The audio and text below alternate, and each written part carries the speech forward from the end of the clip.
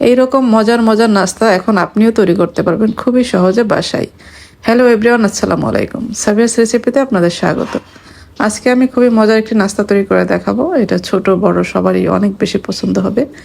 বিশেষ করে বাচ্চাদের তো খুবই পছন্দ এই টাইপের খাবার। ইফতারে বা টিফিনে বা নাস্তা হিসাবেও কিন্তু আমরা এই নাস্তাটি তৈরি করে দিতে পারি। চলুন তাহলে রেসিপিতে চলে যাই। প্রথমে আমি একটা প্যানে 2 টেবিল চামচ তেল দিয়েছি, আর সাথে আমি বাটার দিয়েছি 2 টেবিল চামচ। বাটারটা যখন গলে যাবে তখন আমি এখানে পেঁয়াজ কুচি দিয়েছি, 1 কাপের মতো পেঁয়াজ কুচি দিয়েছি।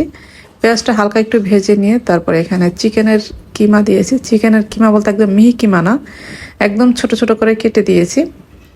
এখন চিকেনটা আমি একটু ভেজে নিয়েছিলাম। তারপর এখানে আদা রসুনের বাটা দিয়েছি 1 টেবিল চামচ করে। চিকেনের সাথে আদা রসুনটা একটু ভেজে নেব। তারপর এখানে আমি জিরার গুঁড়া দিয়েছি, ধনিয়ার গুঁড়া দিয়েছি, মরিচের গুঁড়া দিয়েছি। মশলাটা একটু খুব ভালোভাবে কষিয়ে নেব মাংসর সাথে। স্বাদ মতো লবণও দিয়ে দিয়েছি। এখানে আমি সয়া সস দিয়ে দিলাম 1 টেবিল চামচের মতো। গোলমরিচের গুঁড়া দিয়েছি।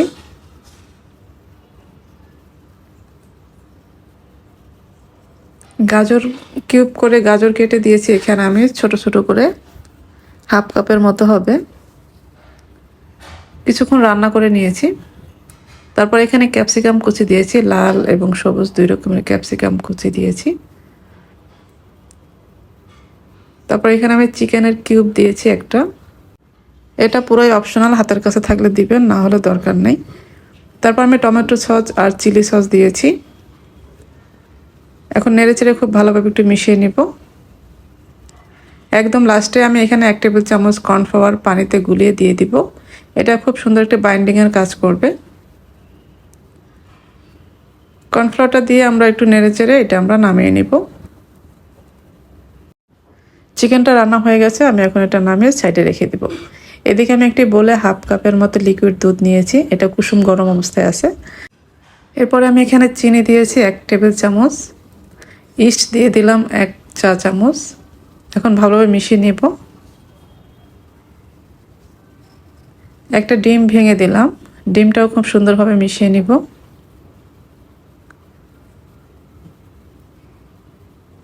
এখন এখানে স্বাদ মতো লবণ দিয়ে দিয়েছি। আর এখানে ময়দা নিয়েছি আমি 2 কাপের মতো হবে, 2 কাপ ময়দা নিয়েছি। এখন ময়দাটা একটু ভালোভাবে মেখে নিব। এই পর্যায়ে যদি মনে হয় যে আমাদের পানি লাগবে তাহলে আমরা আরেকটু দুধ দিয়ে দিব, আর একটু দুধ দিয়ে খুব ভালোভাবে মেখে নিতে হবে। ডোটা যত সুন্দরভাবে মাখা হবে আর ব্রেডটা কিন্তু ততই বেশি সফট হবে। এরপর আমি এখানে বাটার দিয়েছি, কিন্তু 1 টেবিল চামচ, ভরে ভরে 1 টেবিল চামচ বাটার দিয়েছি। এখন আমরা এটা খুব ভালোভাবে মেখে নিব, একদম স্মুথ করে মেখে নিতে হবে। এই তো আমার মেখে নেওয়া হয়ে গেছে। আমি এখন উপরে একটু তেল মেখে নিয়ে তারপরে এটা একটা র্যাপিং পেপার দিয়ে র্যাপ করে 1 ঘন্টার মতো রেখে দিব। 1 ঘন্টা পর ফিরে আসতেছি। এই তো আমার 1 ঘন্টা পরে দেখেন ডোটা একদম ডাবলের চেয়েও বেশি ফুলে গেছে একদম। এখন আমি এটা আরেকটু ভালোভাবে মথে নিতে হবে। এখন এখান থেকে আমি ছোট ছোট লেচি কেটে নিব। আমরা ব্রেডটা কতটুকু করে বানাবো সেই অনুযায়ী লেচিগুলি কেটে নিব। লেচিগুলি কেটে নিয়ে এখান থেকে আমি এখন একটা লেচি নিয়ে সামান্য একটু ময়দা ছিটিয়ে আমি একটা রুটি বানিয়ে নিব। এই রুটিটা একটু লম্বাটে টাইপের হবে, গোল হবে না। এটা দিয়ে আপনার যে কোনো ডিজাইনে কিন্তু তৈরি করতে পারবেন। আমি আজকে যে ডিজাইনটা তৈরি করব এটা একটু লম্বা টাইপের রুটি তৈরি করতে হবে। তারপর এখান থেকে আমি পছন্দ মতো পুরটা দিয়ে দিব, মাঝখানটায় দিব পুরটা, আর 2 সাইডে ফাঁকা জায়গা রেখে দিব। তারপর 2 সাইডে এভাবে করে কাট করে নিব। এটা চাইলে আপনার যে কোনো ডিজাইনে কিন্তু করতে পারবেন। ওই সাইডে যেভাবে কেটে নিয়েছি এইভাবে সেম একইভাবে কেটে নিব। তারপর 2 সাইড দিয়ে কিন্তু এইভাবে মরিয়ে দিতে হবে।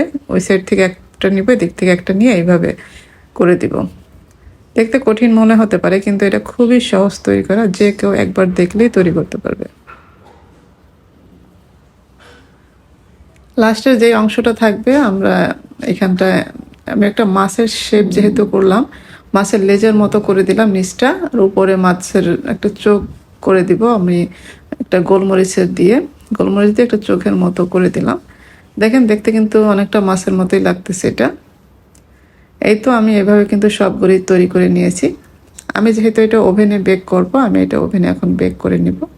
এর আগে আমি উপরে একটু ডিম ব্রাশ করে দিব, তাহলে সুন্দর একটা কালার আসবে উপরে। এটা চাইলে কিন্তু আমরা চুলায় বেক করতে পারবো। আমি এখন এটা ওভেনে 180 ডিগ্রিতে 15 থেকে 20 মিনিটের মধ্যে কিন্তু এটা তৈরি করা হয়ে যাবে। এই তো আমি এখন এটা ওভেনে দিয়ে দিব। ওভেনে আমার এটা 20 মিনিটের মতো সময় লাগছে। 20 মিনিট পরে আমি এটা ওভেন থেকে বের করে নিলাম। দেখবেন তো মাশাআল্লাহ কতটা সুন্দর হয়েছে।